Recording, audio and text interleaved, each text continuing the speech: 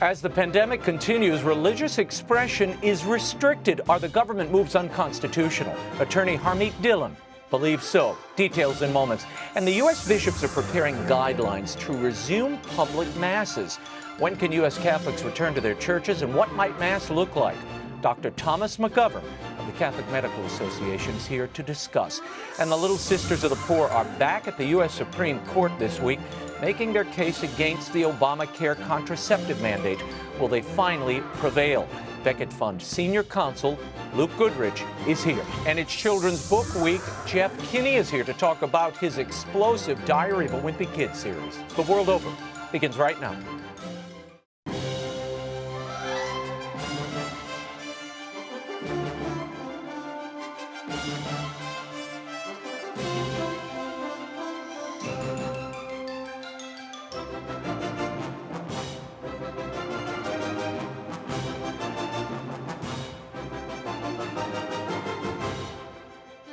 Now, Raymond Arroyo.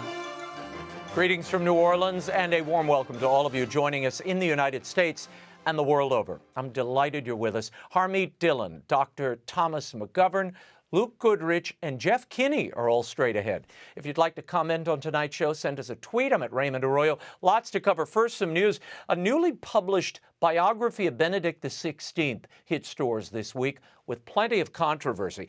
Benedict XVI, The Life, was written by best-selling author Peter Seewald.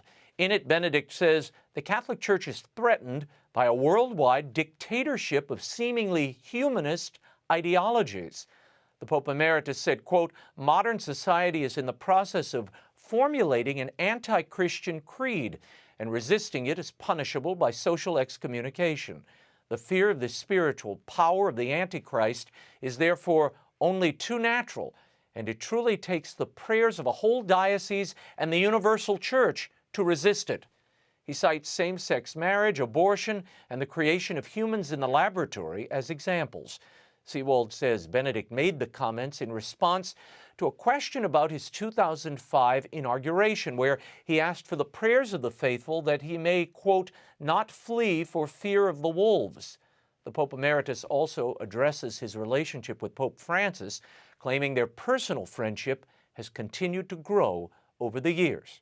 Currently, the book is only available in German. An English version is scheduled for release in November.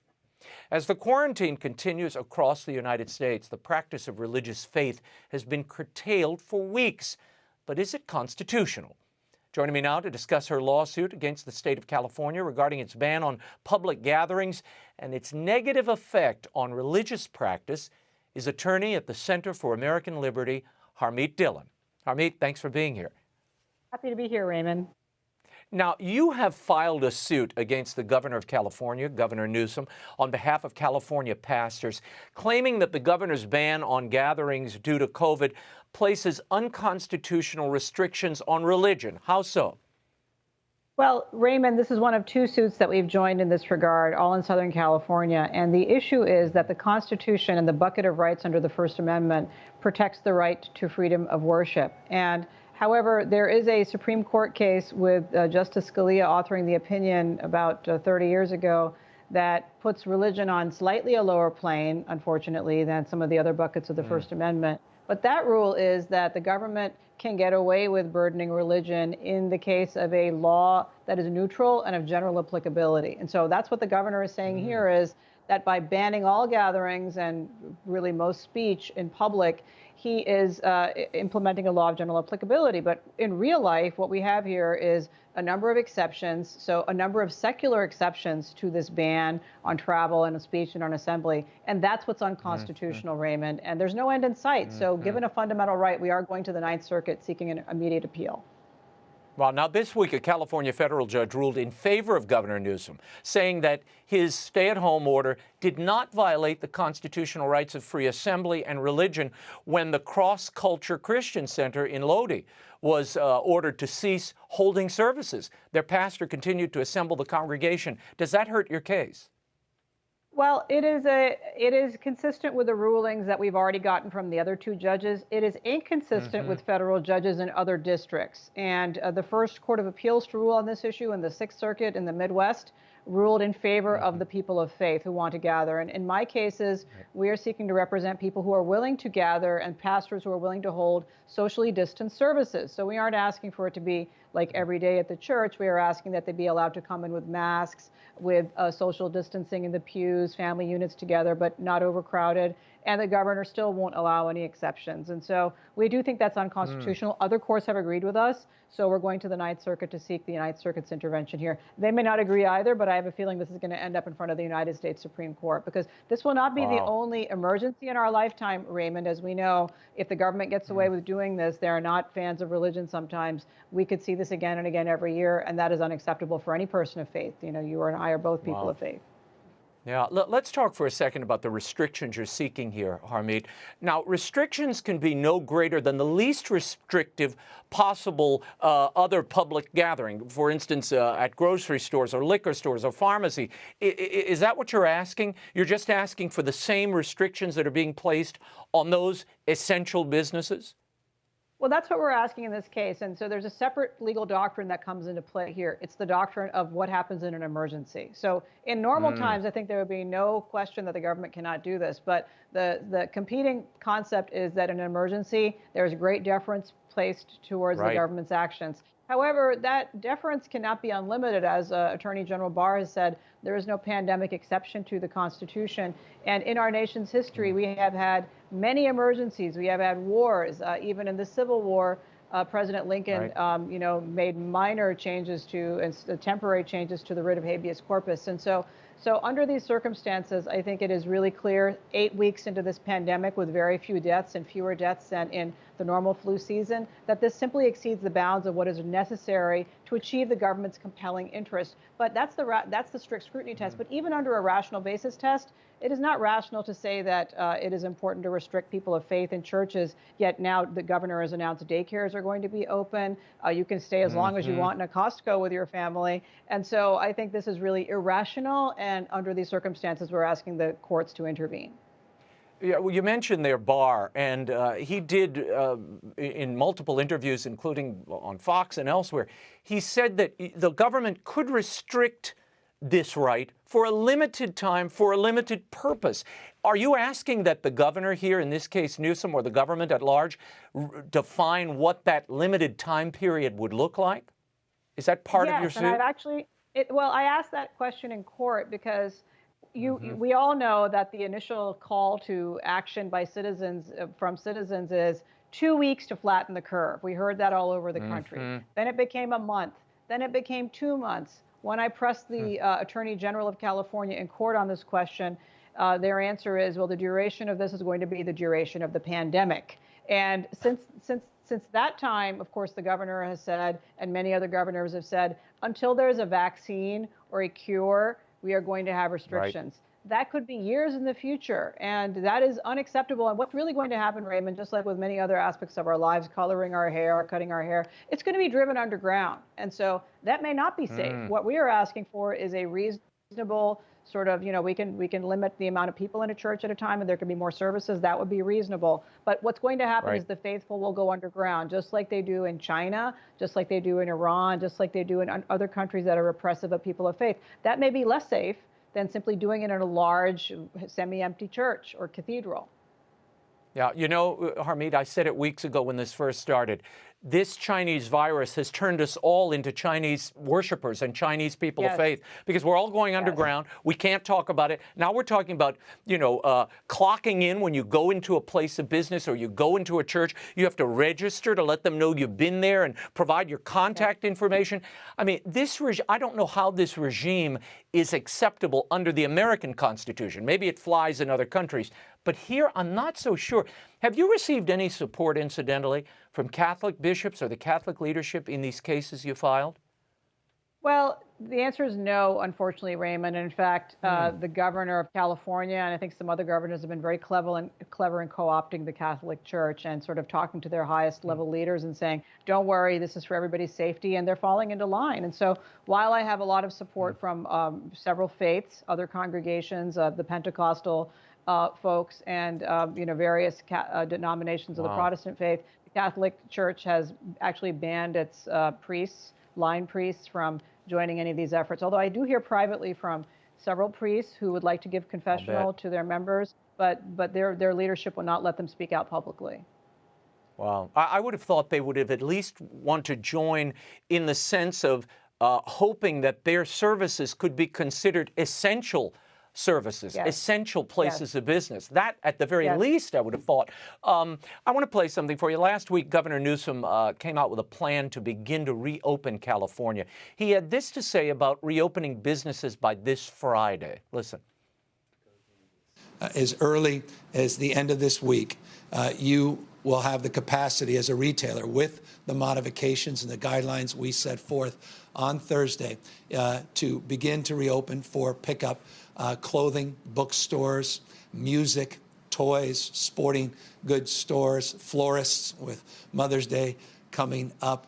We will allow additional movement through phase 2. And so that includes, let me be specific, the prospects of restaurants with modifications opening, hospitality more broadly opening again with modification. Now, Harmeet, what's interesting there in that reopening plan, along with all the places he mentioned, he has schools listed in phase 2. The reopening of churches aren't listed until phase 3 of that plan. How is that going to fly? Right.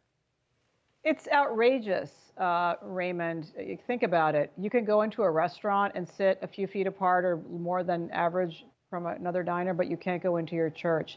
It is unconscionable. It's unacceptable. And I can tell you that I will not rest until we have our full access back to our places of worship and many other places. I mean, to be honest with you, I think the governor at this point is just gaslighting the people of California and justifying the extreme shutdowns of the beginning of this. I think if he had told people at the beginning of this, or any governor had, you may not be able to go to church until you get vaccinated and give your name and your contact information, there would have been rioting in the streets at the beginning of this. And there should be rioting in the streets now, I think, safe, socially distanced rioting, of course, I mean to say protest. Well, we don't have a MERS vaccine. People need to go to court to do this.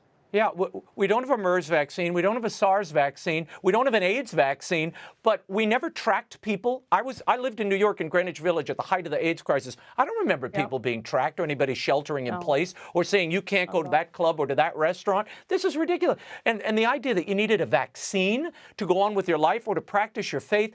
Look, I think we have to safely find ways to accommodate basic rights here. And that's what we're talking about. This is a basic right of religious exercise and religious expression.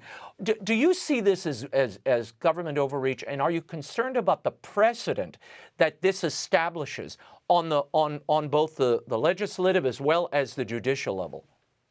Absolutely. And to be clear, the way this is working out as an emergency is the legislature is MIA. They are nowhere to be seen. They're letting the governor do whatever he wants, and they don't want to take responsibility for it, I suspect.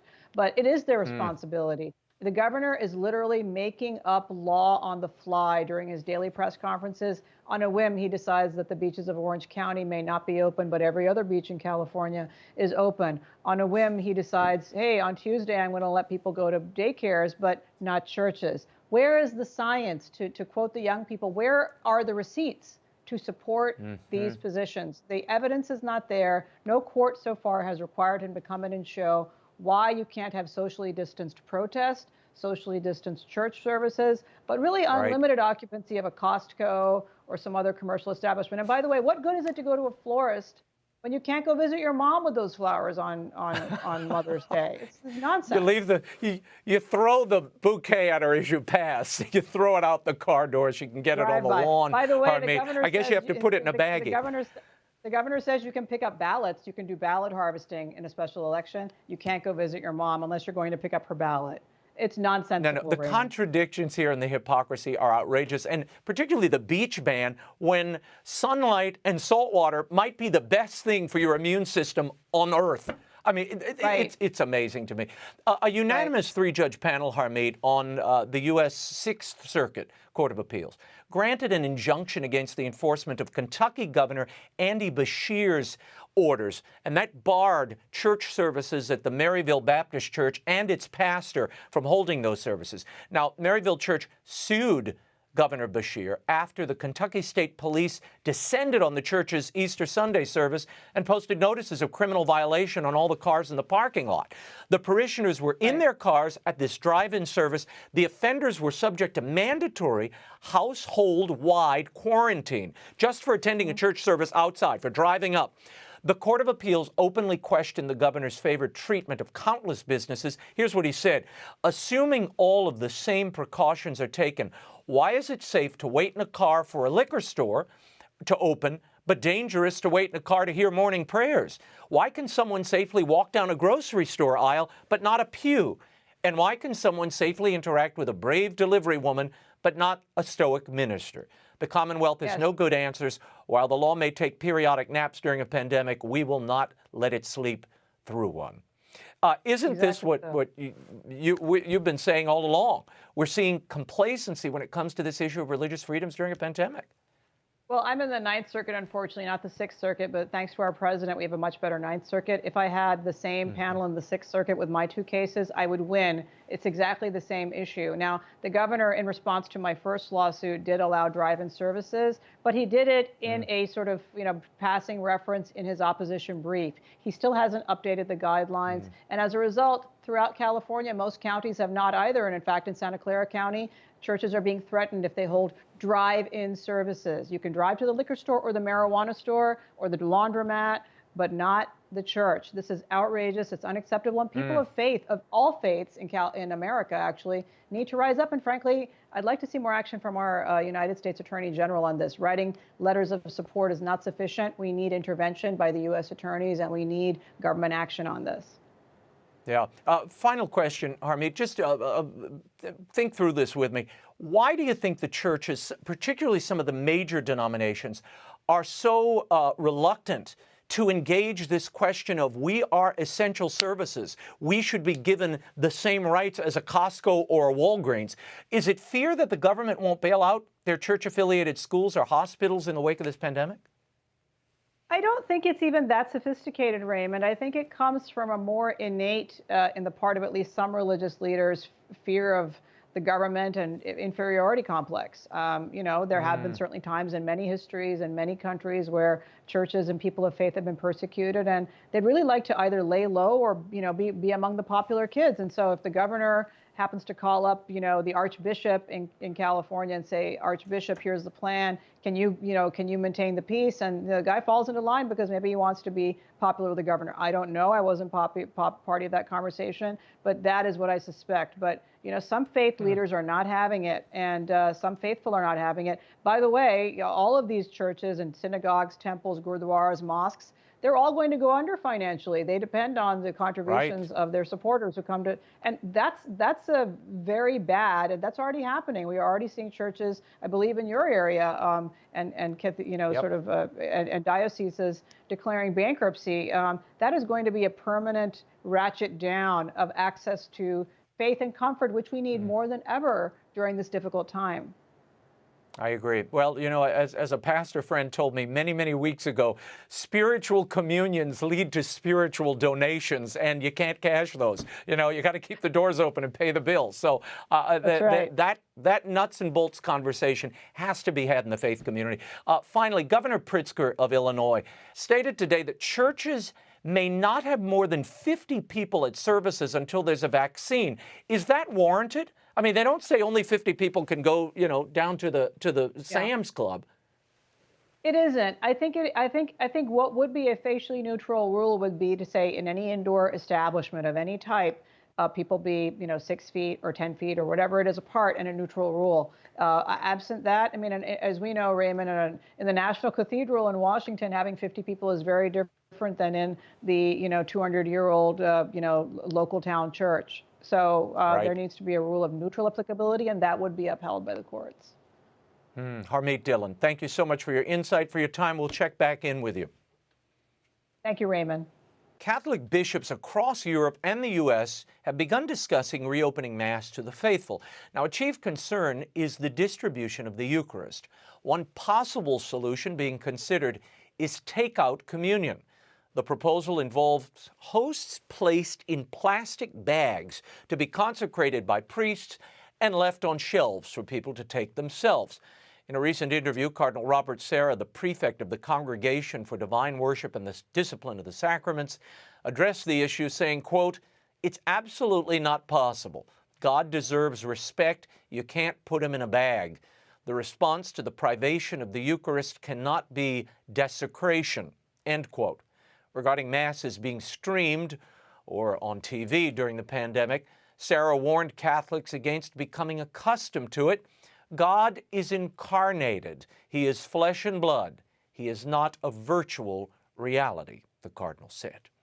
Many of the world's most prominent Catholic clerics, journalists, and scholars have signed on to a document claiming that the restrictions of faith done in the name of COVID-19 have violated the inalienable rights of the world's citizens.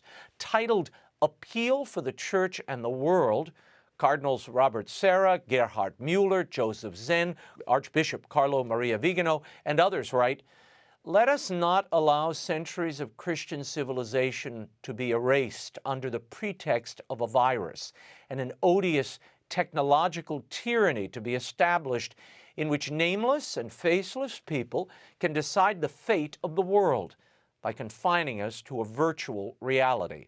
They invite all Catholics of goodwill to sign on to their appeal. Meanwhile, the United States Conference of Catholic Bishops has suggested bishops around the country use guidelines prepared by the Thomistic Insitute for resuming public masses as states begin to reopen.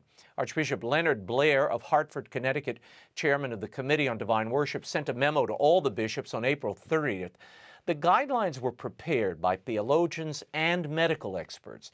Joining me now to discuss all of this and what Catholics can expect as they return to the Mass is one of the co-authors of the new guidelines, dermatologist, infectious disease specialist, and Catholic Medical Association board member, Dr. Thomas McGOVERN. Doctor, thank you for being here.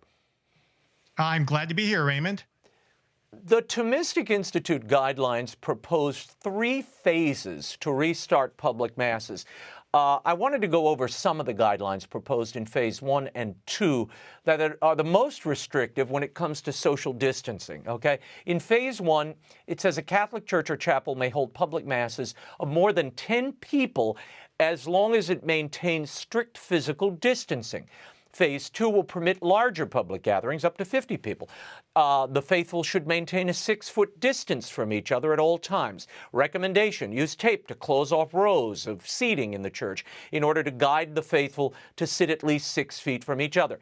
In areas where the faithful might stand in line, place tape on the floor to indicate the proper spacing between persons. And if all the available spaces are filled, do not admit additional people to the church building. And then it encourages faithful to maintain physical distancing everywhere on church property. Choirs are discouraged as well. Given that Governor Cuomo of New York, Doctor, just revealed that 66% of the cases of hospitalizations in New York were people who stayed at home, how confident are you that social distancing actually works to stop the spread of this virus? What's the scientific evidence of that?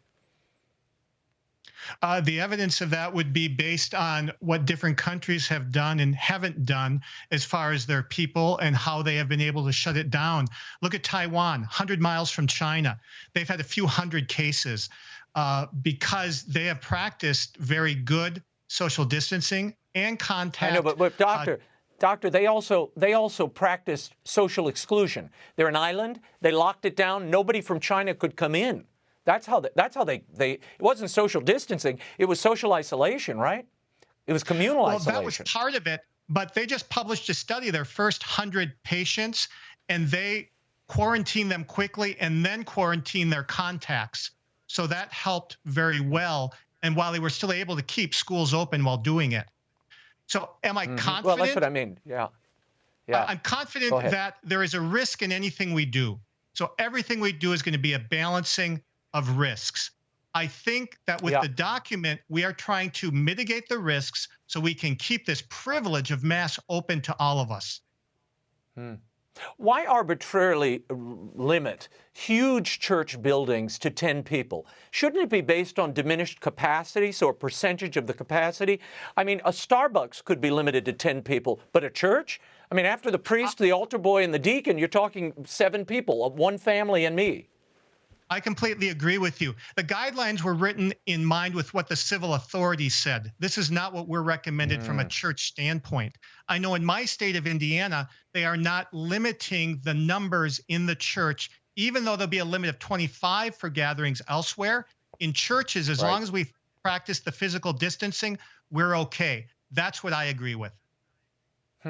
As a medical professional with working knowledge of infectious disease, how effective is wearing a mask while in church, especially the masks that you and I have seen around town running errands? That's an excellent question. On Dr. Doctor, our radio show, we've done a number of conversations about that. And what you learn is that the regular masks probably do very little to protect the wearer, but they do something to protect the other people from the wearer. So it's a true form of solidarity in the common good. It's like when we get a flu vaccine, we're actually doing more to protect the vulnerable than ourselves. But really, it has to be a mask that it really is closed around the mouth and nose. So, you know, I wear this N95 respirator when I go out. That's very different from people I see with, like, you know, a sock with the sides open and rubber bands holding it in place. I mean, how effective is that if you're sick? That kind of homemade thing. The only thing that's effective for is catching the big droplets that would be expelled from the mouth. That's what it's going to reduce. But we recommend for masks and for going out, if you're sick, do not go out. What we're trying to catch is there's asymptomatic spread. People don't know they're sick yet. That's what we're trying to stop. In working with priests and bishops on these guidelines, did they push back on any of these recommendations? Oh, my goodness. There are so many different angles coming at each of the bishops. I know at my bishop, he's getting pushback from every possible angle. They need our prayer. They're trying to do the best they can with the information that they have. Doctor, wouldn't it make sense? I mean, I've been advocating this from the very beginning. I don't see how outdoor masses with people pulling up in their cars in these huge parking lots when churches have them, and a lot of rural churches, suburban churches have that kind of ability. They have that real estate. Yes. Why isn't that the best way, and why shouldn't we have been doing that for weeks and weeks and weeks? Why the arbitrary ban on public masses in this manner? If you tell me, Raymond, we'll both know. I agree that sounds very safe to me. I was really happy when I saw the Bishop of Las Cruces, New Mexico, start doing that. So it wasn't my decision. I wish it was available to us. Yeah, I agree. According to the Thomistic Insitute, receiving Holy Communion directly on the tongue is possible, quote, without unreasonable risk. But the guidelines also indicate that among the medical and scientific community, some believe communion on the tongue involves elevated risk. So you all recommend, quote, if communion on the tongue is provided, one could consider using hand sanitizer after each communicant who receives on the tongue. Is it safe for the faithful to receive communion on the tongue in this way? Is it safe for the priest? That's an excellent question. We know that in people who are sick, there is as much virus in the saliva as there is in the lining of the nose. That's not the case with the hands unless they've just touched one of those areas. So there is an increased risk if the minister of Holy Communion touches the tongue versus the hand. Now, if they don't touch the tongue or the hand and they have good technique, then there shouldn't be an increased risk one way or another. So can it be done safely? Yes. Should they use sanitizer between each time of giving it on the tongue? I don't think so. If they touch the tongue, yes, then I think they should. Of course, you know, some bishops have decided to withhold communion on the tongue at this point. I don't know the canon law. I just know if I get to go to Mass and receive communion, and the only way I can do it is in the hand, I am gladly going to receive our Lord on the hand. You all recommend, the guidelines rather, that priests should not wear masks during Mass. Why not? And shouldn't they wear it when distributing communion because of the close contact with people? That's a very good point. And in fact, later today, we have a call about some of those exact issues, whether to make changes in them. What I can tell you is that when we see from the White House, the coronavirus task force speaking, They're not wearing masks when they're speaking, even though there are other people in the room. They're exercising a public office. So the priest, and I know that the liturgists and the priests involved at the Thomistic Insitute thought that that would be an improper sign. But also, I think the risk is incredibly low for just speaking and being so far away from anybody else. The real question comes in when giving communion. So giving communion, we do ask, and some bishops are asking their priests to wear a mask. That would reduce the risk further, but not while alone on the altar saying Mass. What about this notion? I mean, you all are recommending, or rather, there are bishops now recommending that everyone, I'm thinking of Bishop Stika in Knoxville, Tennessee. He recently issued guidelines for opening up the church, but all of the faithful must wear masks. Is that advised from a health perspective? That has been one of the questions I've talked to, the experts that I know around the country, and we all agree that it is the wisest thing to do. It does do no harm. It does do at least some good in spreading the disease, and it's a really Catholic thing. The mask does not protect the wearer. The mask protects those people around the wearer. So if I'm going to Mass and I'm a Catholic, it's a very Catholic thing to want to protect other people for the common good and in solidarity.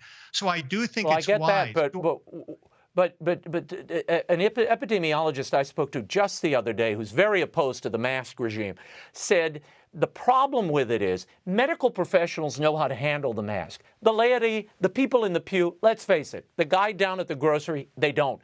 And what you're advocating is they're putting masks on before Mass, they go into Mass, and right before communion, everybody's fingering the mask and possibly contaminating themselves by the removal and then the reassertion of that mask. Isn't that a greater threat to the common good and the public good than just leaving the masks in the car?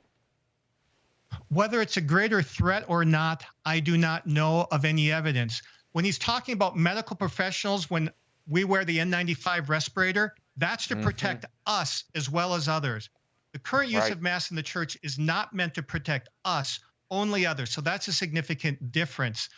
Your point is excellent about the fact that if you're fingering the mask and you have disease, yes. So the best thing to do in that case is, after taking the mask down for each person, to use hand sanitizer. I think that's still better than coming in with no masks at all. Wow.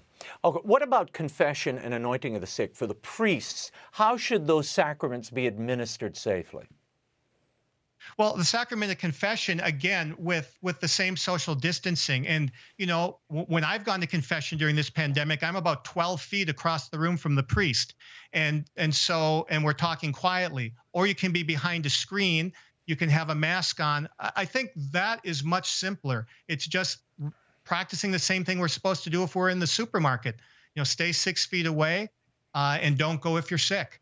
As far as anointing of the sick, if you're in a hospital, there are very detailed guidelines. I am very happy that so many young priests have decided to learn how to wear the protective equipment to go in there and to do that. And that's very detailed with a lot of steps to it, but it can be done and should be done if at all possible. I agree. Dr. Thomas McGOVERN, thank you for your insight and for the guidelines. You can read the COVID-19 and the Sacraments, Spiritual Care in the Time of Pandemic at ThomisticInsitute.org. Thank you again, Doctor. Thank you, Raymond. Luke Goodrich is next, but first, it was a historic week at the Supreme Court. For the first time in history, oral arguments were made by phone due to the coronavirus pandemic. Among the cases being argued were the Little Sisters of the Poor's ongoing fight against the Obamacare contraceptive mandate. Despite winning their case against the mandate in 2016, the sisters have found themselves back before the High Court in an effort to avoid having to provide contraceptives and abortifacient drugs to employees in their health care plans. Here to discuss those oral arguments at the court and why the sisters are once again arguing against this contraceptive mandate is senior counsel at the Becket Fund and author of Free to Believe, The Battle Over Religious Liberty in America, Luke Goodrich. Luke, as I mentioned, this is the first time the court has heard these oral arguments via phone, with the audio streamed live to audiences around the world. What has it been like to hear the arguments made in this way, and for you and your colleagues? It's been fantastic, actually, to hear the arguments real time, live, and the whole world can hear the case of the Little Sisters of the Poor. It is fantastic because the Little Sisters are doing the greatest work on behalf of the elderly poor. And every justice has been asking good, hard questions in turn, and the lawyers are prepped. And it's really a fantastic discussion, and it's a great chance to be part of history. It's a heck of a podcast, I'll say. Now, this is not the first time that the Little Sisters have been in front of the Supreme Court. As I said earlier, in 2016, they won their case at the Supreme Court and were told that they didn't have to provide contraceptives and abortifacients. In that 2016 case, it was also made clear that the government could find ways to distribute contraceptives without the involvement of religious nonprofits in their health plans. So why are the sisters back again, Luke? I thought this was done. Yeah, this has been going on almost a decade now, and it all started when the Obama administration, back in 2011, tried to force groups like the Little Sisters of the Poor to include all forms of contraception in their health insurance plans. And the Little Sisters said, we can't do that.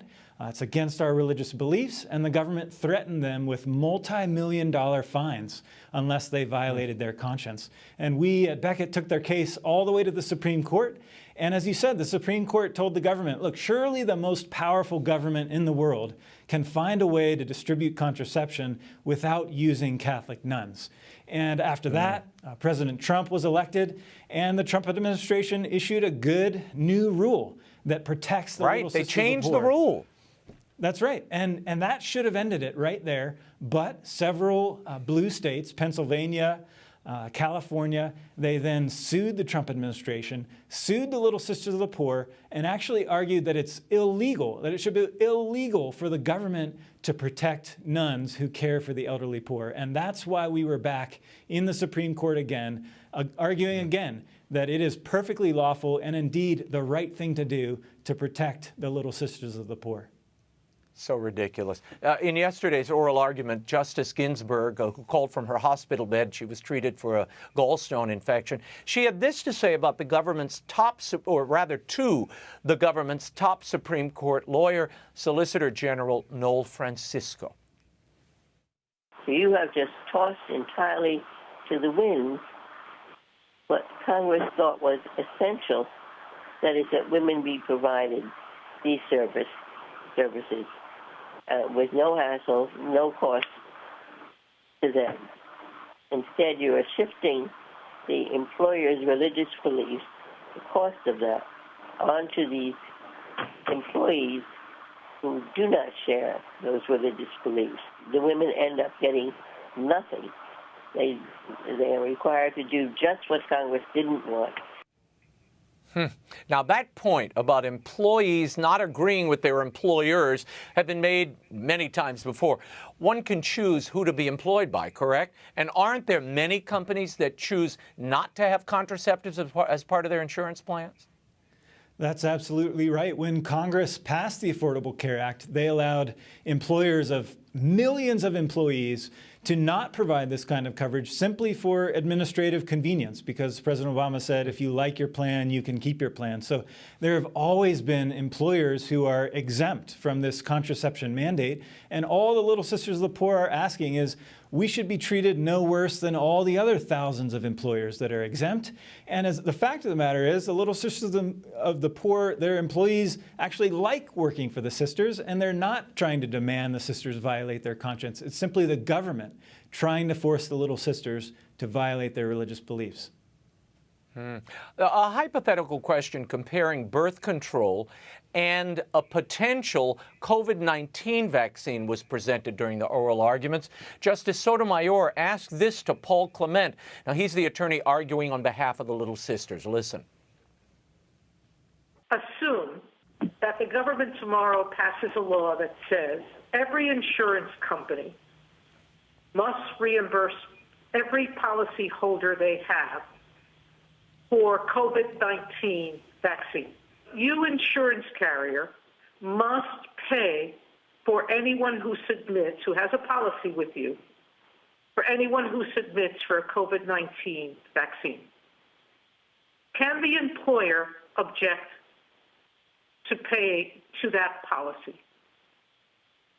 So Justice Sotomayor, I think the answer is no, and if I'd like to explain kind of how I would work through that. Mr. Clement, exactly the same rules that apply here to contraceptives, meaning all they have to do is tell the government that they object to vaccines. Luke, how would you argue that point? And is that analogy of a vaccine to contraceptives appropriate or apt? I think Paul Clement said it just right. And the difference in Justice Kagan's hypothetical and the actual case, Justice Kagan is saying, what if every employer is required to cover a vaccine? Well, that's not how the contraception mandate works. There are employers of millions and millions of Americans. Pepsi Company is exempt from the contraception mandate. And so the Little Sisters of the Poor are saying, if you will exempt thousands of employers for no better reason than just administrative convenience, you need to exempt them for religious reasons of religious conscience. And that's a powerful argument, and it's one that we think is going to carry the day. I want to get your overall impression of these oral arguments. The Trump administration in 2017 offered a religious and moral exemption to the mandate, as we mentioned earlier. They changed the rule. Yet the moral exemption wasn't argued very much. In fact, the Pennsylvania Chief Deputy Attorney General highlighted that the moral rule wasn't talked about in the oral arguments. Why do you think there wasn't a greater emphasis on that religious part of the exemption, and why was it not brought up during the oral arguments? Yeah, the interesting way that this case is litigated by the states, Pennsylvania and California, they're trying to say it's an all or nothing choice. And their argument is the government doesn't have any authority whatsoever to create any kind of an exemption, not just for the Little Sisters of the Poor, not just for moral reasons. They argue that you can't even exempt churches, that the church itself could be forced and has to be forced to provide contraception in violation of conscience. And, as you might not be surprised, that argument didn't really make much headway with the justices because, the idea that you can't even exempt churches just isn't going to fly. Yeah. In an op-ed, Sister Lorraine Marie Mcguire, she's the Mother Provincial of the Little Sisters of the Poor, she wrote this ahead of the oral arguments. We cannot hold the hands of the dying elderly while at the same time facilitating the ending of preborn life. Our faith will not allow it. As we wait for this decision, what is at stake for the Little Sisters of the Poor, Luke? The Little Sisters right now are going through an extraordinarily difficult time due to COVID-19. They are literally on the front lines of the battle.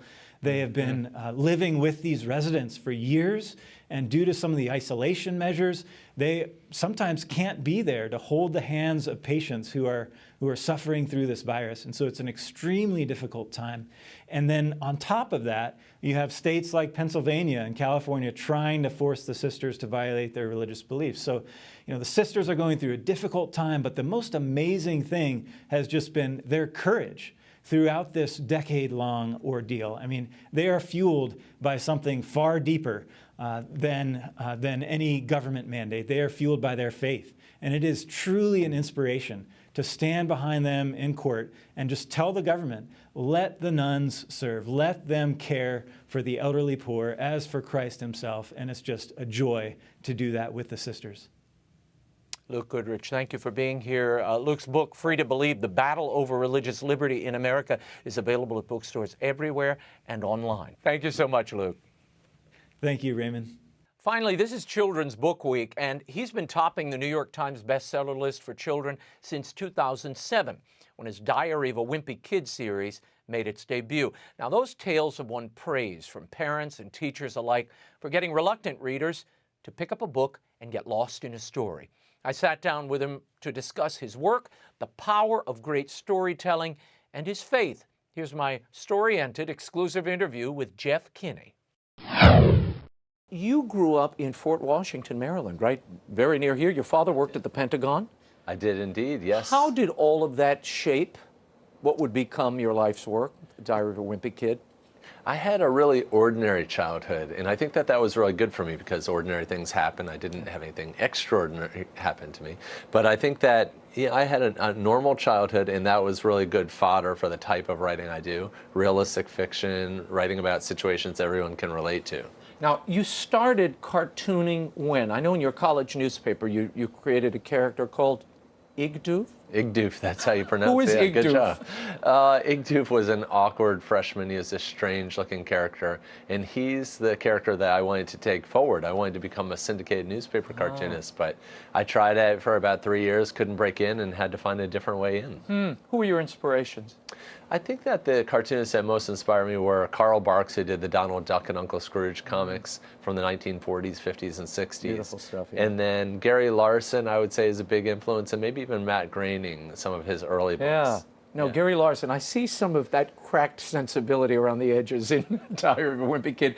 Cartoon, I have to tell you, comic strips, cartoons rarely make me laugh. Your stuff is actually, I mean, I hear my children belly laughing, and or I'll read it to them, and you know, we're laughing along. They do have that sort of, you take the ordinary and you sort of turn it on its ear. How aware are you of that? Do you do that in your life?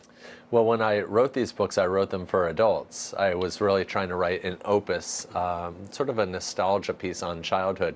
So something along the lines of the comic equivalent of A Christmas Story or The Wonder Years, where it's an adult looking back on a child's life. And so I always had the adult reader in mind, and so I knew I could be arch, and I could have a lot of irony in my books, but then it got turned into a children's series.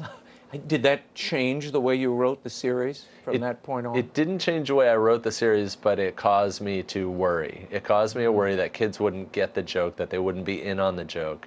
And I've found that kids are in on the joke. Big time. After they get to a certain age. My then 7-year-old read some of my books and didn't get them. He couldn't figure out why they were supposed to be funny. And then when he turned 8, you know, he read the same stuff, and I quizzed him. I said, "Do you get this? Why is this funny?" And he could explain it to me, but he got really frustrated when he couldn't. Now, you started writing this series, I mean, doing the Diary of a Wimpy Kid in 1998. But then in May of 2004, you post them online. That's right. And they were installments, right? Right. So why did you do that? I started posting them online because our website, the website that we worked for at the time, FunBrain, had a big audience, and there was a need to get people to be reading in the summertime. And so I thought it was a great opportunity for me to start putting together what I had written and start posting it. It just predated blogs. Yep. So that was kind of a novel idea at the time, which was posting something new every day and having an eager audience. What was the genesis of Greg Heffley? And is there any connection between Greg Heffley and Jeff Kinney?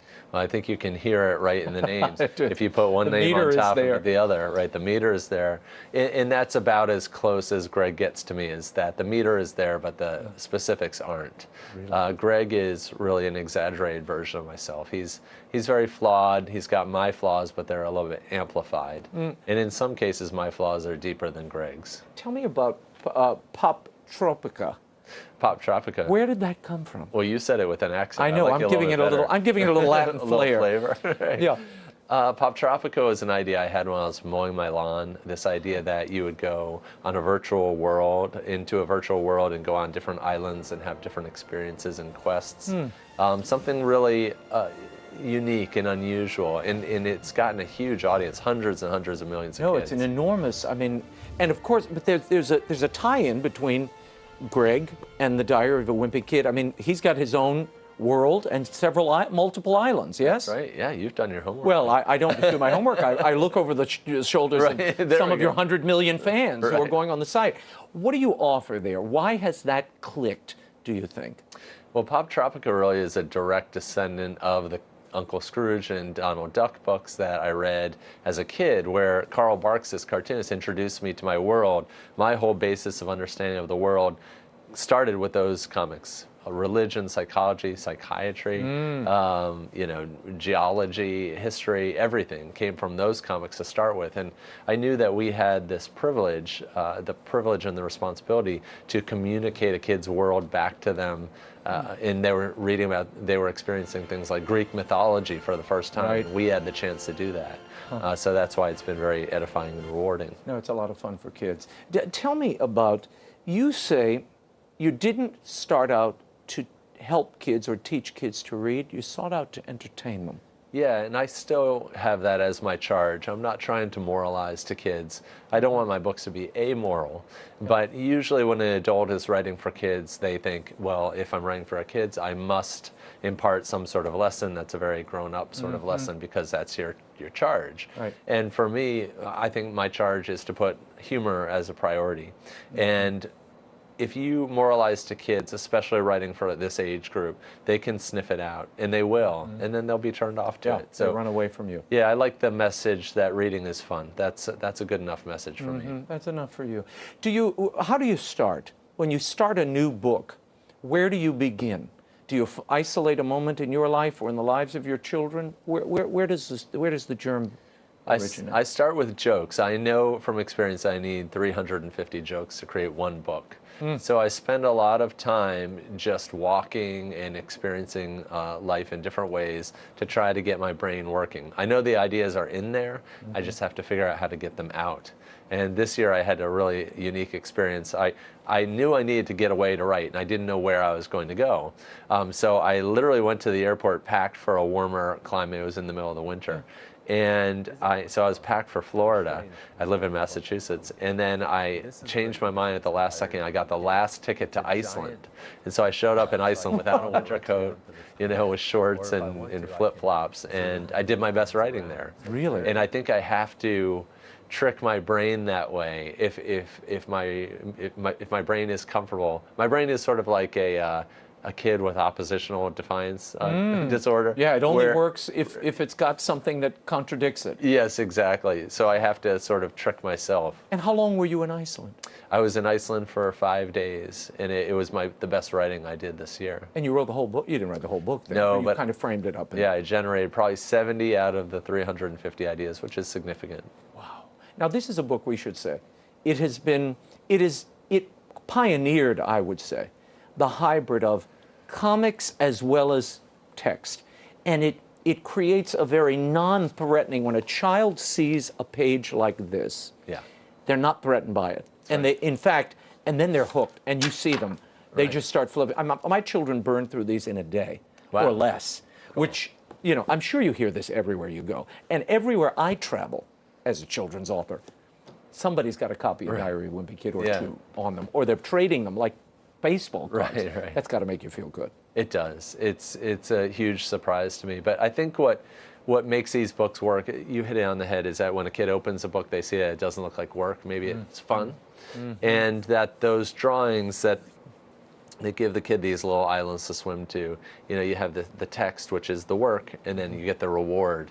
And I think that's very effective. It's a good way to motivate kids to read. But you stumbled into it. That wasn't the initial idea. It definitely wasn't. That's been a discovery after the fact. Now, these books have been translated into Latin and hundreds of other languages, but Latin. Yeah.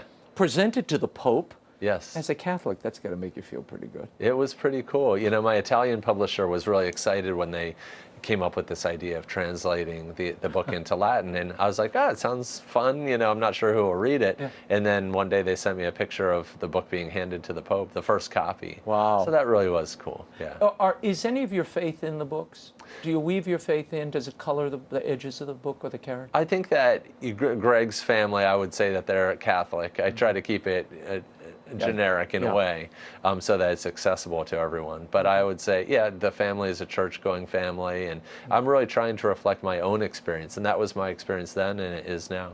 You have a bookstore now. Yes. Which I want to talk about in a moment, but on the third floor of that bookstore is a studio.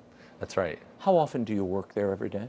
I work there every day from about January until May, and then I go into seclusion all the way until December, and then I'll return back to the bookstore. Now, I want you to back up. What do you do when you're there on the third floor? Are you working on your books there, or are you working the bookstore?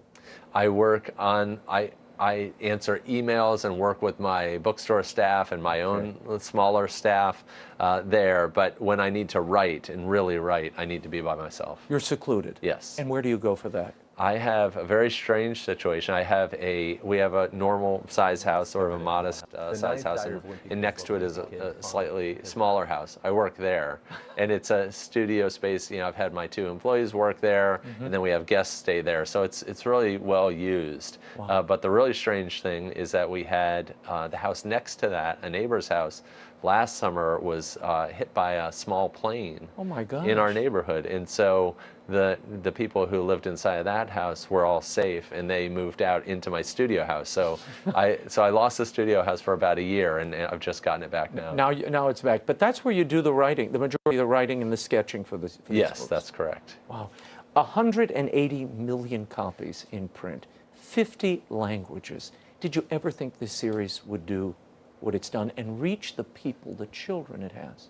I never thought that I'd get the book published, on the one hand. On the other hand, Greg starts off this book saying, one day when I'm rich and famous, I won't have to answer these stupid questions.